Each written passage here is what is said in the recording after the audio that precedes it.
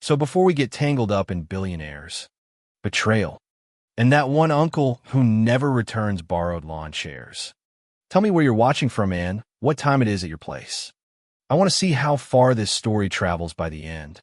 All right, picture this rain pelting the slate roof of the Whitmore mansion, a place that smells like old money, lemon polish, and just a dash of courtroom drama. The billionaire's funeral is barely over. Black umbrellas and fake tears still fresh on the marble steps.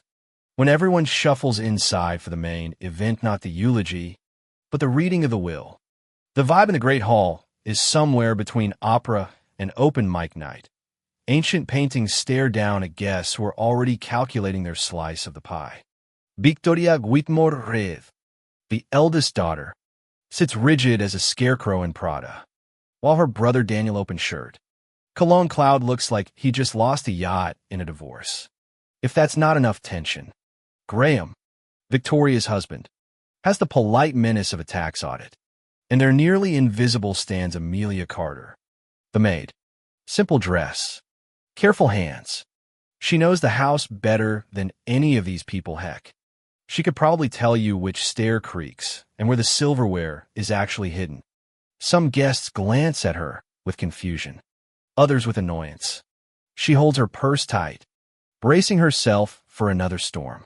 The lawyer, a man who has seen more family meltdowns than a reality TV producer, cleans his glasses and cracks open a thick envelope. If you listen close, you can almost hear the collective hope in the room until the lawyer reads, with full legal solemnity, that the entire estate, all the houses and investments, are left not to the family, but to Amelia Carter. The silence is so deep you can hear someone's stomach growler. Maybe that's just Daniel realizing his vacation plans are circling the drain. Historians still argue whether this was an act of ultimate justice or just a billionaire's last laugh. In any case, the family absolutely loses it. Daniel tries to find the hidden camera, convinced this is some twisted prank show. Victoria goes pale, her glare cold enough to freeze the punch bowl.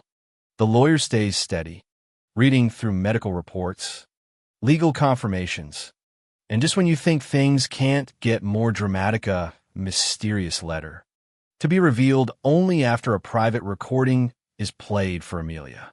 You'd think someone had announced the house was haunted, the way everyone glances around. Amelia, barely audible, agrees to listen now. The old lawyer cues up a dusty tape recorder, and out comes Mr. Whitmore's tired, warm voice. He talks about tea at 5:12, chess games she always let him win, or so he thought, and the kind of care that money can't buy. Amelia trembles. The family fumes. And the lawyer who probably wishes he'd gone into pet law instead unfolds the next twist. Amelia must complete a list of heartfelt, oddly specific tasks before any money moves. Suddenly, it's clear this story isn't just about inheritance, but about who gets to define family. As the chandeliers flicker and Victoria mutters about legal action, the real game, the one that will make tabloid headlines and maybe even rewrite the family's own Wikipedia page, has only just begun. The next morning, Amelia wakes to the soft whistle of wind through the mansion's eaves and the faint scent of old books mixed with leftover tea. Her first task? Tending the garden.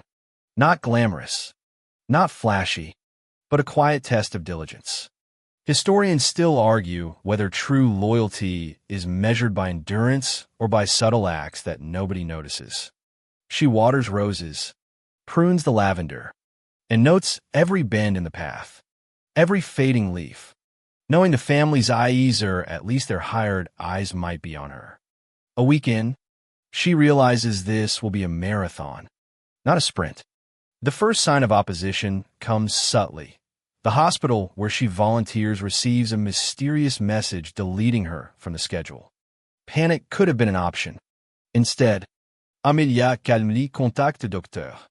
Miller, an old friend of the late Charles, who quietly reinstates her, shaking his head with amusement at the family's underhanded tactics.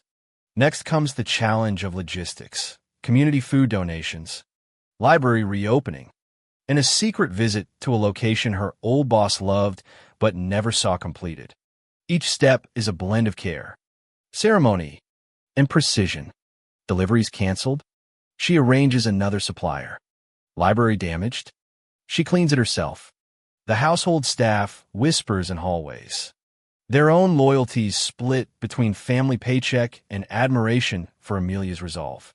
And then there's the gray-suited man who appears at the greenhouse, clipboard in hand, his eyes scanning her like she's a test subject in some psychological experiment. Every question he asks, are all expenses accounted for? Are you documenting? Feels like a chess move designed to unbalance her.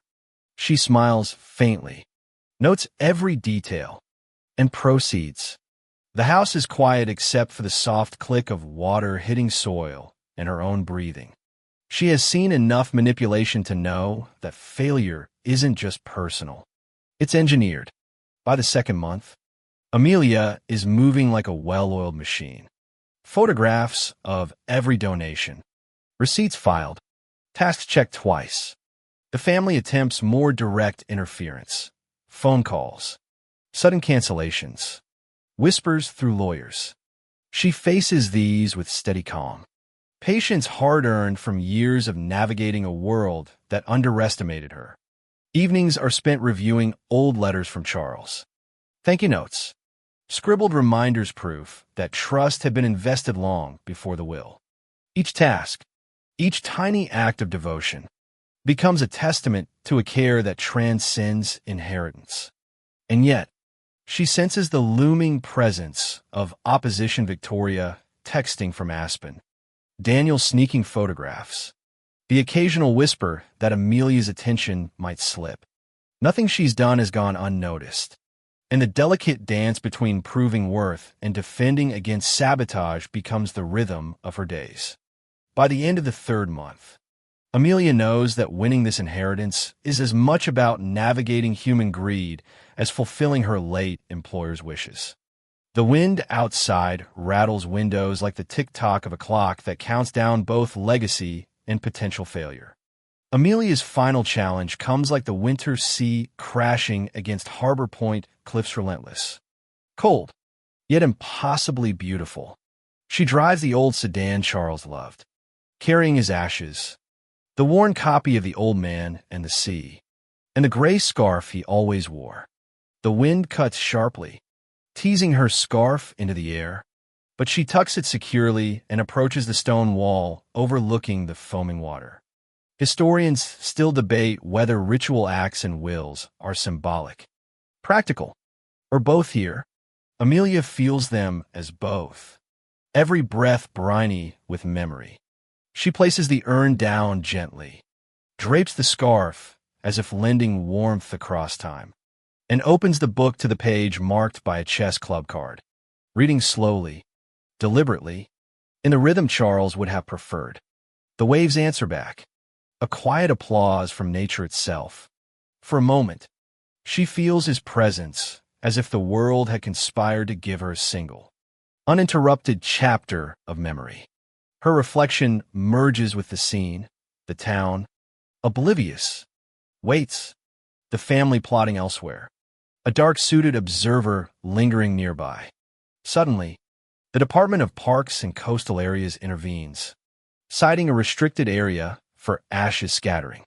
Amelia, however, is prepared, with receipts, permits, and prior approvals neatly organized in her folder.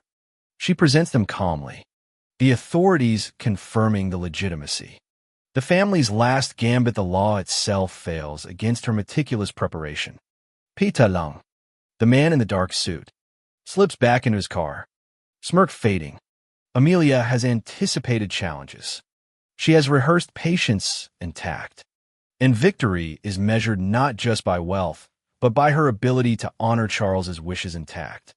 The following morning, the mansion library fills with curious townsfolk, journalists, and the press. Amelia arrives modestly, navy coat plain, hair tied back, calm as a pawn before dawn. The USB recording plays for all to hear. Charles's voice narrates years of care unnoticed by wealth. Invisible labor made visible. Moments where money was meaningless, and attention and respect were everything. Gasps ripple through the crowd. Victoria Whitmore Red. Daniel and their entourage arrive late, flanked by lawyers. But the evidence is indisputable. Charles's instructions are clear. Amelia inherits. The library remains public, the garden preserved, and the trust executed on his terms. The will stands unchallenged, the recording leaving the family stunned, the press scrambling to transcribe the moment. Alone, Amelia gazes through the tall windows at the winter gardens. Her reflection merges with Charles's memory in the library glass. His armchair empty, scarf around the neck, but in spirit guiding her hand on the chessboard of life. The sunlight breaks through clouds, warming the mansion for the first time in years, and the weight of human expectation, greed, and care feels suspended. She understands finally this was never simply about money. It was about trust, endurance, and honoring the quiet acts that define a life. A legacy, a true inheritance. Every step, every task, every deliberate act of patience has cemented her place not just as heir, but as custodian of memory, dignity, and the soul of the Whitmore estate. Amelia sets down the book, the ashes, and the scarf, letting the wind play softly around her. Harbor Point is quiet now, gulls tracing the empty sky, waves murmuring in rhythm with her heartbeat. She closes her eyes and breathes in the cold, bracing air, feeling the weight of the past settle gently behind her. Every task completed, every challenge met, the mansion and its legacy finally at peace in her hands. Outside, the sun filters through winter clouds, casting a golden hush across the gardens. In the stillness, Amelia understands care, patience, and quiet resolve are sometimes the truest fortunes of all.